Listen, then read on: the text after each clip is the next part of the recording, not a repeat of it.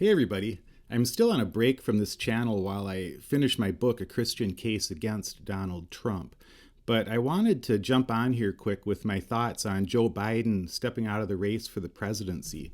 Joe Biden just did what no one in America believes Donald Trump could ever do. He put the good of the nation ahead of his own ego. Now, I've stayed out of the conversation about Biden's future for two reasons, really. First, because I'm focused on making a case against Donald Trump. And as I've said from the start, the case that I'm making against Trump has nothing to do with the person that he's running against.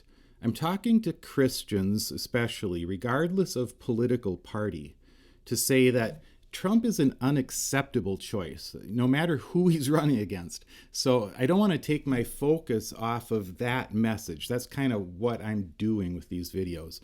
But the second reason that I haven't weighed in is that I've never been a Democrat, and they haven't asked me. I mean, I'm behind on my emails, but I'm pretty sure that Joe Biden hasn't reached out to ask my opinion. And so I haven't offered it. I've just stayed out of that. I feel like it's not my fight. But now, for this one video, I do think it's important that I tell my viewers exactly where I'm coming from in this election. So what I'm going to say next it's not part of my Christian case against Donald Trump. This is just me doing a truth in advertising thing here to say who I'm supporting in this election. And I'm not making a case, I'm not making a Christian case that others should vote the way that I am. I'm just saying this for transparency's sake. So, as most of you know, I was a Republican my whole life until Donald Trump. And I've already said on this channel that I voted third party in 2016 for president, but I voted for Joe Biden in 2020. And it took me a long time to work out my views on some important issues before I could do that. But that's where I landed in 2020. And I've said for full transparency all along that I planned to vote for Biden this year. In 2016, though, I voted a straight Republican ticket except for Donald Trump. Back then, in the before times, I believed that the Republican Party would hold Trump accountable for his excesses.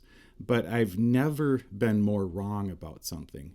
Ever since then, I've been an independent. I left the Republican Party, and I'm going to remain an independent for the rest of my life, I'm sure.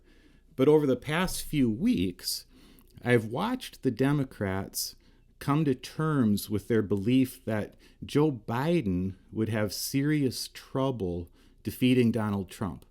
And they did what the Republican Party under Trump has never done. They showed some independence. And despite their personal loyalty to President Biden and their obvious affection for him, many of them spoke out publicly to say that they just felt it was time for him to step aside and to give the nation the best opportunity to defeat Trump. And I admire that. I mean, it looked messy. I think it even looked like it could get ugly, but they did what they felt they had to do. That's how democracy is supposed to work, and that's what my former party has proven itself incapable of doing. So I admire that. Now, the next thing I'm going to say, I'm just going to say it one time. I'm voting for Kamala Harris for president. I'm not asking others to do that. I'm not endorsing her. That's not the purpose of these videos, but I'm just letting you know. So when people ask me, like for the 1,000th time in the comments, so are you voting for Harris instead of Trump, like to sort of shame me or something? The answer is yes. I'm a 58-year-old man. I was a Republican until Donald Trump. I was involved in the pro-life movement for years. I was a pastor for 20 years, and I've been in some form of Christian leadership for most of my life. No one's going to shame me or embarrass me by asking me if I'm voting for Harris above Donald Trump. Of course I am. So, yes, but I'm not saying other people should make that same decision. Now, I don't talk about it because it's not the purpose of this channel. But here's my full transparency about Kamala Harris. In the 2020 primaries, Kamala Harris became the first Democrat that I ever gave money to. I saw her as the best contrast candidate to Donald Trump in those primaries. I thought she had a good shot back then. And I respect her in a lot of ways. And that's public information. I think that that people could look that up and see that I supported her financially. I did it for several months before she dropped out. And then when she dropped out, I supported Amy Klobuchar from my home state. So today, just for full transparency, I made a sizable donation by my standards, maybe not by other people's, to the Biden-Harris campaign, knowing that the money that I donate to that campaign is going to stay with Harris if she does become the nominee. So all of that, again, that's just for transparency's sake. So from here on out now, I'm going to continue making my case and writing my book to convince Christians that Donald Trump has disqualified himself from getting our votes. But the question of who people ought to vote for, if you vote at all, that's just not what I'm here to talk about. I really want to respect people's conscience in how they make those decisions. A lot goes into that. So I'm just going to end by saying to Joe Biden, well done, Joe Biden.